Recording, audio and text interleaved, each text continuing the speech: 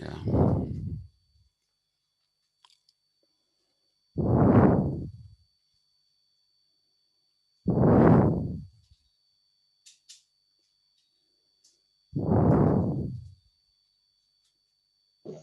Good morning, sir.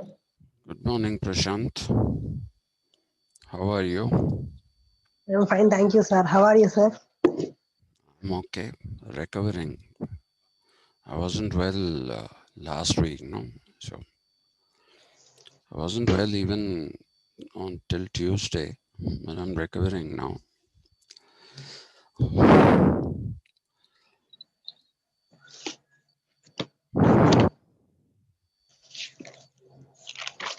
So shall we wait for a couple of people to come? Yes, sir. We'll wait for 2 more minutes. Is anybody likely to come? Rakesh, Ujjwala. Is it a class of 120 people? Yes, sir. What are the rest doing then? Going through No, the Telugu Academy textbooks, I guess. Yeah. even Telugu Academy textbooks are not available, sir. Hmm?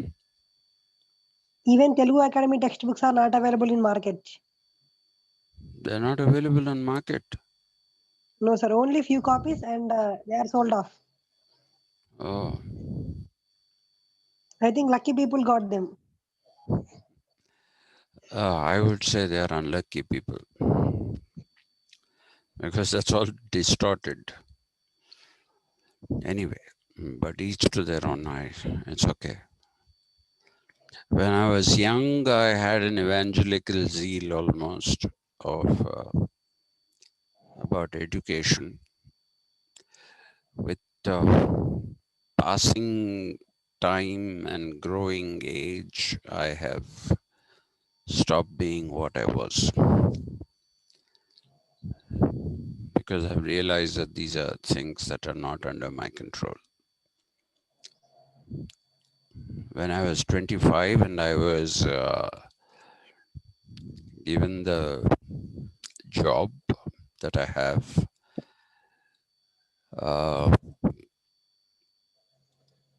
at that time I had a lot of this thing. I wanted to do something. I wanted to, but now life has taught me a lesson. Anyway, so two more people have joined us. Let's get back. Let's start off with a recapitulation, a very brief recapitulation of the idea of justice. Okay, so the idea of justice, I told you, is adherence to the duties recommended for different segments of society, and I told you that these segments of society are created as per the capabilities of the people who have been through tests or examinations and passed them or failed them. And the idea of justice is adherence to the duty of the segment of the society of which you are a part. You should be, like I told you yesterday, if you are in the abdomen section and your duties are X, Y, and Z, then you have to perform X, Y, and Z only. And you should also not perform. You have to perform X, Y, and Z. If you are in the thoracic class, then you should be doing A, B, and C, which is, again, you don't have a choice to say, I won't do something from this. You have to do A, B, and C. And the philosopher king class, I told you, please don't take it as a single person, because though he calls it a philosopher king, there is no indication that it is a single person. In fact, there are enough indications in good translations that it is a group of people.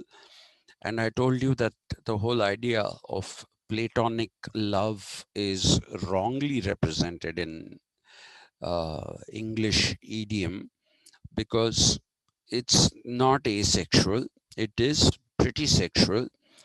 He talked about a commune, which some books will unfortunately translate as community of wives.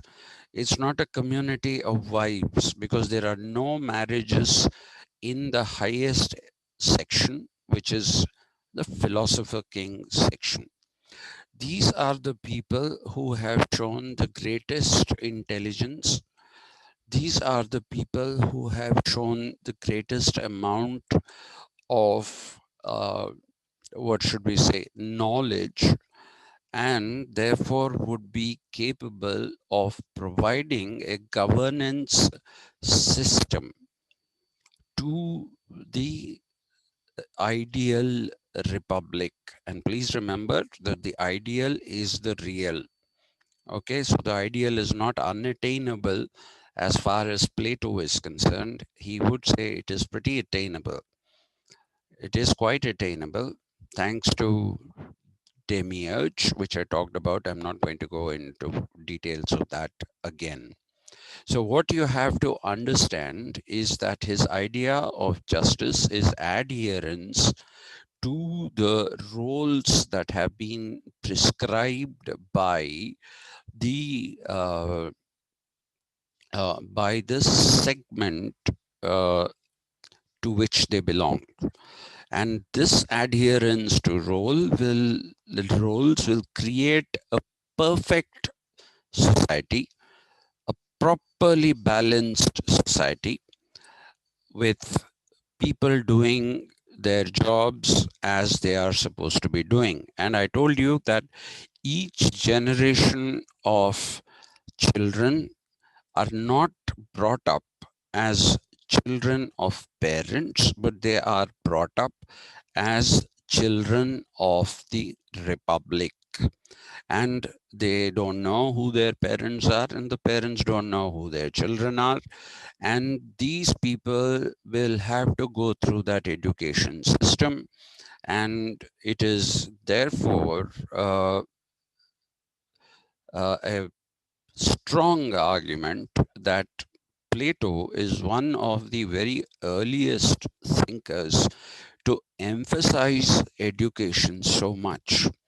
Okay, he sees it as something that builds the entire ideal republic. It's the foundation on which the republic is built. Ideal republic is built. Okay, so that kind of emphasis on education, even Rousseau doesn't give. Aristotle also talks about education, but not with the same passion and to the same extent that Plato does. So please remember, ultimately, justice is symmetry, which is if you draw a square, then you divide it into squares which are all equal in size, right? That is the symmetry.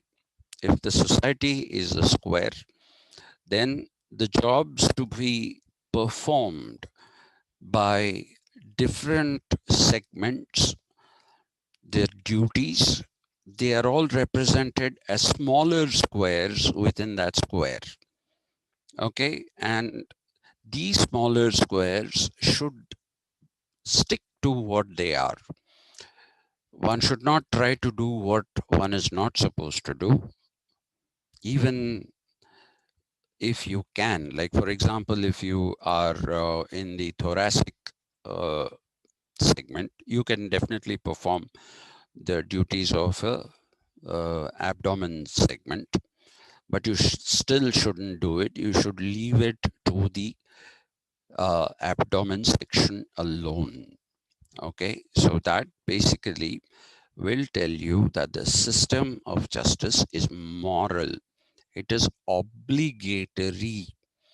Okay, this is a word that we will be using again and again in political thought, uh, Western political thought especially, that their citizens or people who are living in a country have obligations.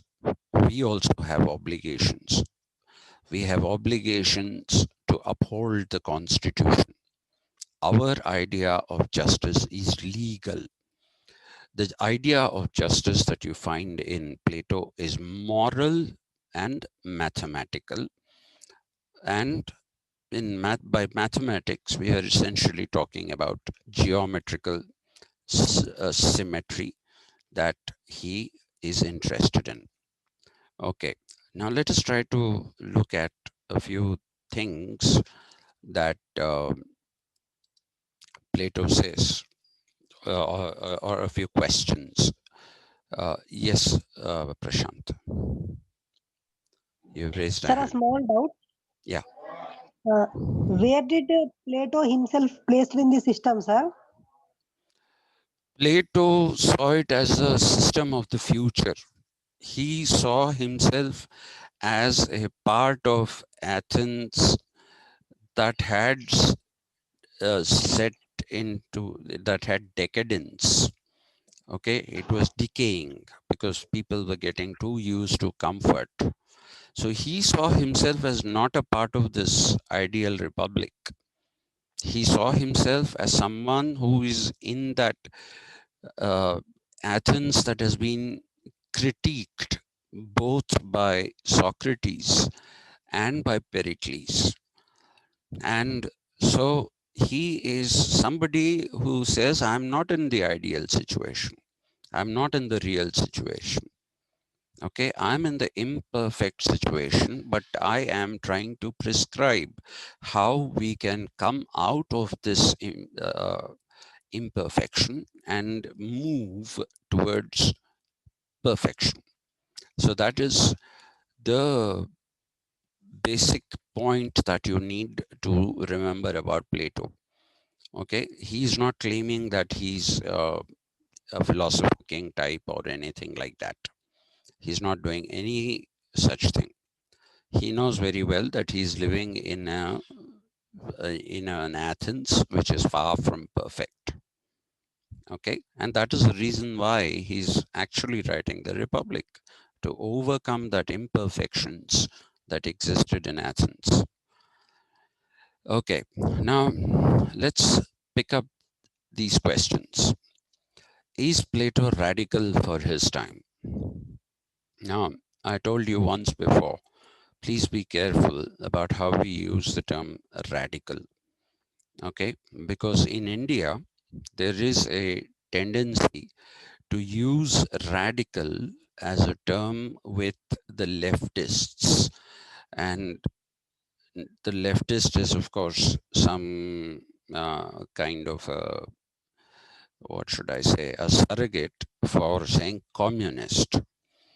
Okay, the communist parties were called radical, especially the Nakshal groups, uh, which basically advocated violence as a means of overcoming the problems. And they are called the Nakshals or Nakshalites because they are not called Naxalites, it's Nakshal. Okay, Naxal should be pronounced as Nakshal. Nakshal Bari or Bari is a place where the movement started. So that's why they are called Nakshalites. And some people also write Lakshmi as Laxmi. So it's X, which is Ksha sound and not Ksa sound. Okay.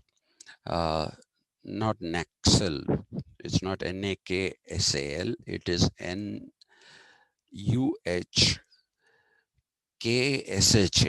That is the pronunciation.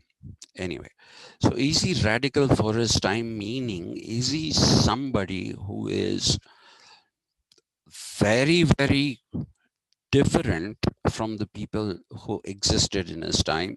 Is he suggesting ideas which are possibly uh, way, way ahead of his time?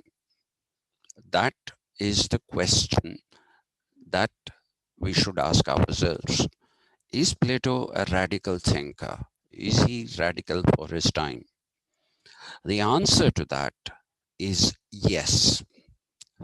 Okay, it is, you don't have to have any doubts about this. The answer to that is a complete yes, and you don't have to fear contradiction. Why? Because if you noticed what he advocated in the system of education, did he leave anyone out of the system of education? He did not leave anyone out of the system of education. Did he prescribe that people should keep slaves? He didn't. The word slave, slavery, these words don't figure anywhere in the ideal republic. Okay. Uh, he's very prescriptive, by the way. He says you should not listen to music because in Greek uh, thinking, especially in Greek mythology, the word music comes from muse, M-U-S-E. Okay, muse is something that is supposed to be some kind of an otherworldly entity that enticed sailors on the sea to their death. So he would say, don't listen to music, okay, because that's a negative thing. He would also say, don't read poetry, because he believes that poetry appeals to the emotional aspect of human being. And if you have to construct this ideal republic, then it is absolutely necessary that you don't let your emotions take over you, because when you're taken over by emotions, your judgment gets clouded. And therefore, he says ratiocination will get affected, or rationality will get affected. And therefore, he'll say no reading of poetry also. He also had a very ambiguous idea towards drama. He agreed that some of the works of people like Sophocles mention the human condition in a pretty lucid way, but ultimately he doesn't, while he doesn't say let's not have drama, he still says, doesn't say let us have drama. So he leaves that question hanging. So despite this, all this, you will find that there is no mention of slavery anywhere in his work. There's no use of the concept of slave. So there are no slaves. That is amazing, because all thinkers in the ancient Greek period were supporters of slavery, including Aristotle. But Aristotle's slavery is very complicated, not like the usual question of slavery. We'll do that when we come to Aristotle, which will be tomorrow. We'll start Aristotle tomorrow, not tomorrow, whenever. Will you be able to come for a class on Saturday? Please decide and let me know, Prashant. Okay, uh, at 1 o'clock. If you let me know, then I will. I would like to take a class. Okay, let me know by Friday, which is tomorrow, sometime in the afternoon. So, okay. So there is no slavery. There are no slaves, and that is definitely something that is uh, very, very ahead of his time. Now, the Greeks, like most old civilizations, with the exception of the Indian civilization, did not consider women the equals of men. Okay, the ancient Indian civilization actually considered women as the equals of men. In fact, ancient India and even modern day India are the only instances where you see a pantheon of goddesses. Okay, you have female deities that people worship, and they are there in the lower castes where everybody is an Ammavaru. And depending on where that Ammavaru is, it will be Katta Maisamma, Banda Maisamma, whatever. Ammavaru. There is an Ammavaru at the entrance of every village who is supposed to be protecting the village. And even among the uh, pantheon of gods in the upper castes, you'll find education is Saraswati, a goddess, not God. Okay, she's also the goddess of music. She's the one who has music, right? So you're looking at all these people, and so we are looking at the ancient India as something which has, what should I say? Ancient India has the worship of the sacred feminine, which is not there in other parts of the world, including the ancient Greek civilization, who looked down upon women as unequal people. But if you look at the philosopher king class, if you look at the philosopher king class as one example, what do you see? You see that the philosopher king class is something which has women in it. That is the reason why Plato said there is no need for marriage between uh, people in the philosopher king class. They can breed freely with anyone.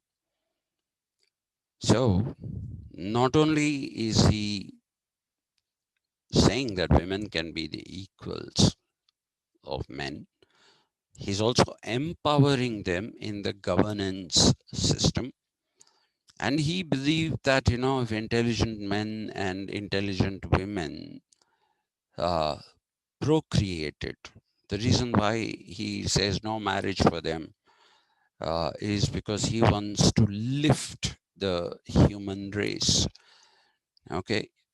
He had this very, I don't know where he got this belief from, that if intelligent people breed, then the race itself will improve. So that's why I said Superman, which ultimately, unfortunately, ended up as a comic book and a series of stupid movies. The idea of Superman, a better human being, more developed sensibilities, this came from Plato, and later it was borrowed by Friedrich Nietzsche in the 19th century. Okay, so women have an equal status. Even among the thoracic class, even among the abdominal class, women enjoy the same position that men enjoy. So women are not treated as being uh, inferior to men in the ideal republic. So the ideal republic has no slavery. It also has equality.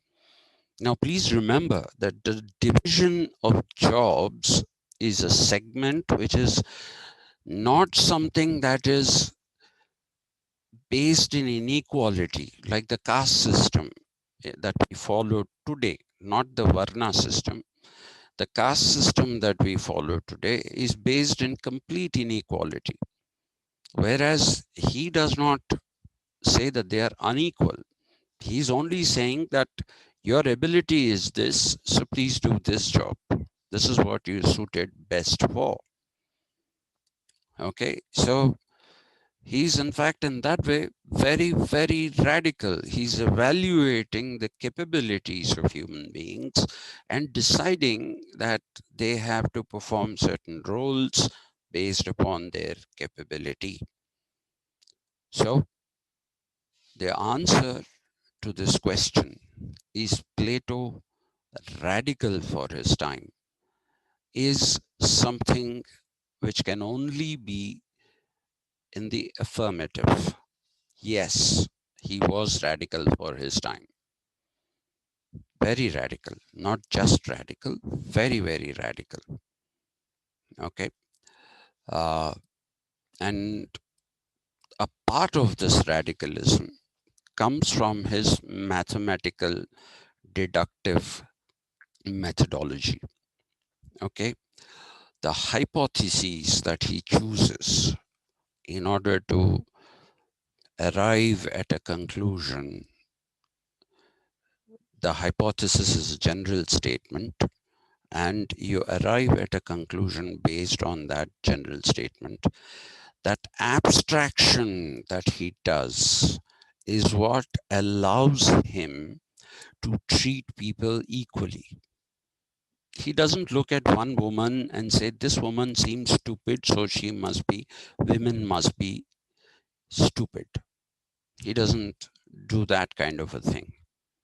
Okay. For every two stupid women that you might see, there might be 200 very, very intelligent women. Okay. So inductive reasoning will lead you to this conclusion that I've seen 5 women who are stupid, so they are likely to be stupid.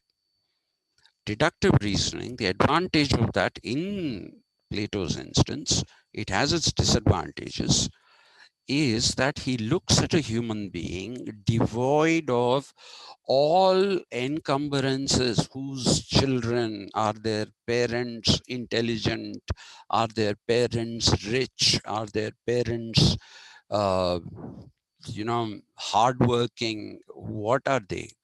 People are growing up as the children of the republic. So it is an equality, and that kind of equality. And again, please remember, justice will go for a toss if people in the segments which have been described as abdomen and thoracic or thorax, these segments, if they don't do their work, then the ideal republic will collapse. So everybody has a role in keeping the ideal republic real. Okay, because for him the ideal is the real. Everybody has a role in that, an equal share.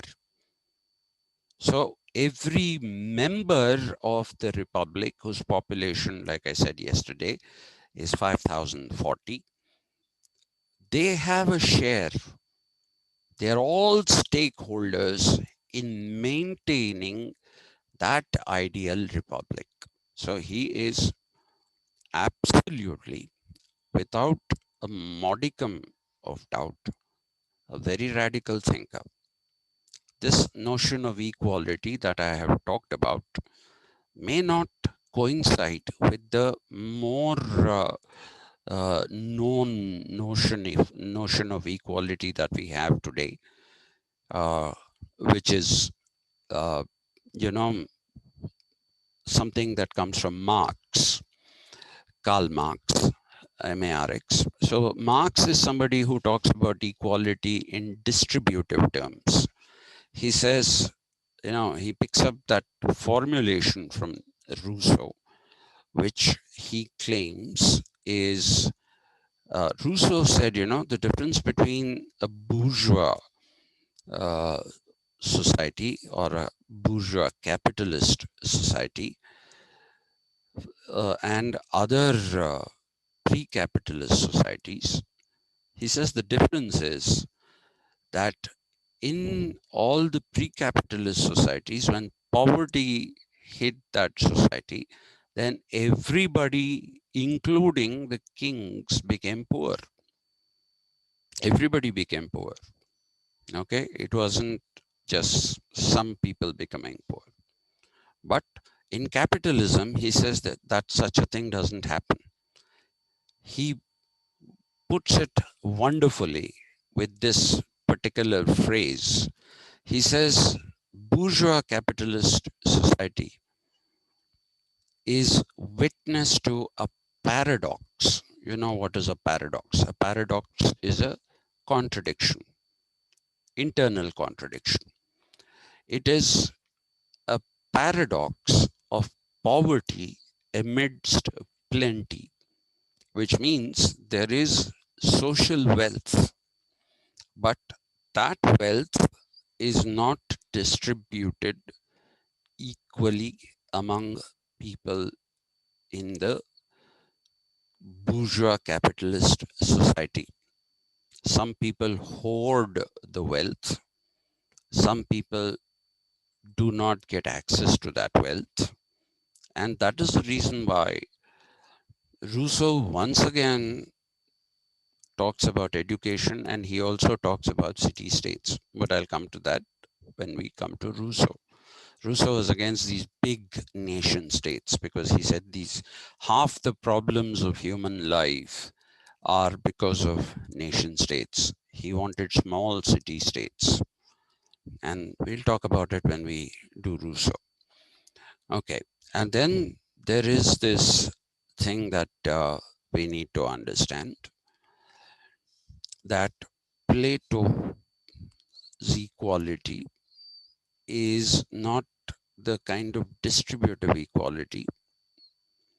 Marx picked up Rousseau's idea, and he basically said Rousseau couldn't find an answer to this. He raised the question. He raised an important question, but I found the answer to it. So I'm sure if you're doing economics, you would have done surplus value and surplus extraction uh, in the capitalist system. So he says it is through the appropriation of surplus value that the rich become richer, that is, the capitalist becomes richer and the worker remains poor or gets poorer still. Okay, so the equality here is different. What Plato is talking about equality is the status and one's importance in society. The abdomen section persons are as important as the philosopher kings. In that sense, they are equal. Okay. Now, Karl Popper, K-A-R-L, Karl, P-O-P-P-E-R, Karl Popper, who is a scientist of great repute. He is a wonderfully intelligent man, but he wrote a stupid book, unfortunately, which he called uh, Enemies of the Open Society.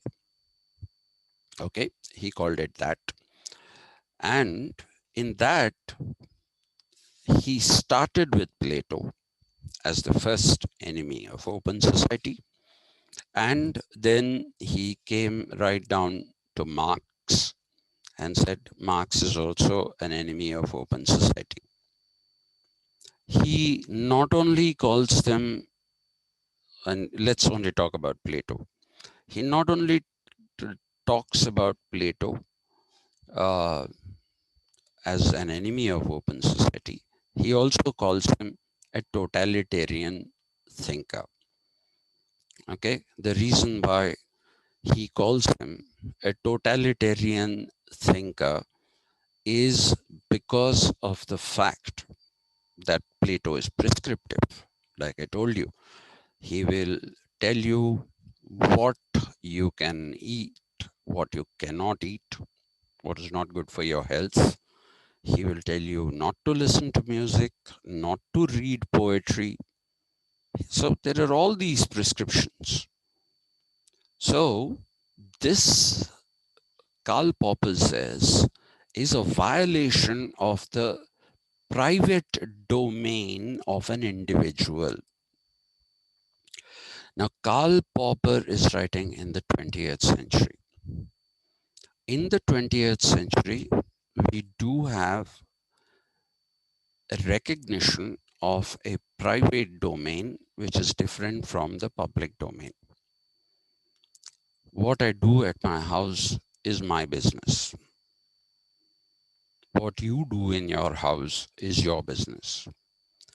We meet right now online, but assuming that if it was a class, we meet in that public domain called the college, and there we are accountable to each other. We are accountable to each other there.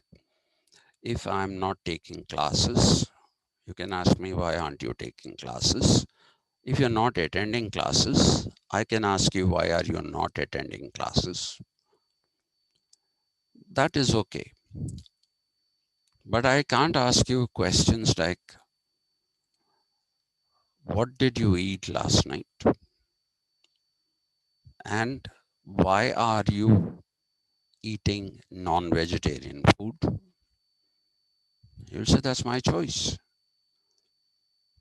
I'm not an avid non-vegetarian. By birth, I'm supposed to be a vegetarian. But I have an issue with these vegetarians, and uh, with now these people called the vegans. The Americans like to pronounce it as vegan, vegan, but it is actually vegan. It's a coined word, so vegan or vegan is okay. So that is where you don't even boil vegetables, you eat raw vegetables, you don't drink milk. Menaka Gandhi started this rubbish that human beings are the only species who drink milk from another species. So these are all people who are trying to convert you into vegetarianism, into veganism, and all those things. That is an interference in your private life. Why? Because we have it's not very clearly defined even today, mind you, but there is a little bit or quite a bit of clarity as to what constitutes the personal and what constitutes the public. In Plato's time, there was no such thing. Those of you who have lived in villages would have noticed that in villages also, the private domain is not very well defined. Okay, I keep giving this example. When my maternal grandmother died, my uncle was posted in a village. He was in the postal department. So I reached the village after she died, and I broke down on seeing her body. So a few women commented, "You've come now and you're crying. Okay, uh, you should have come when she was alive. She would at least have seen you. You are her grandson, right?" And this won't happen in a city, but it happens in a village, because there the private is still not very clearly defined. That is because people have solidarity. Today, for funerals, marriages, everything, you have services offered on payment of money. But in villages, those services are not yet available. I'm sure they'll get available very soon. You have to depend on your neighbors. So you have to tolerate this uh,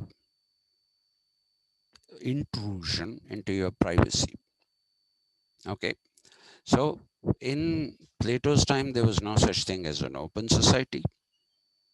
There was no such thing as totalitarianism. Totalitarianism is a 20th century philosophy or 20th century phenomenon which is exemplified by three people. The first is Adolf Hitler in Nazi Germany. Nazi stood for National Socialist Party. Then Mussolini's fascist party, FASCIST. A fasce is something which is held like this. And by Stalin in the USSR. These are totalitarian regimes. These came into being in the 20th century. They didn't exist before. So Karl Popper is trying to tell you that Plato had a fight with John Stuart Mill. How could they have fought? They are not in the same era. They are from different eras, and societies and their rules of governance were different then. So that idea that he's a totalitarian thinker and that he is an enemy of open society is something that you can completely discount, because those two phenomena, the open society and totalitarianism, didn't exist in Plato's time. The last point, some early Christian thinkers, including St. Augustine, were influenced by Plato. Why? Because Plato is prescriptive. Plato tells you what is good, what is not good, which is exactly what Christian thinking does. Christianity will try to tell you what you should do, what you shouldn't do, virtue. Okay, I'll talk about this when we do the church state controversy. Some of the Christian thinkers called themselves Neoplatonists because he lent himself, not consciously, of course, to Christian interpretations. So we'll stop here today. Prashant, please don't forget to inform me by tomorrow afternoon or evening latest if you're going to attend a class on Saturday at 1 o'clock. Yes, sir. Okay. So thank you very much. Plato is over. Next time we start with Aristotle.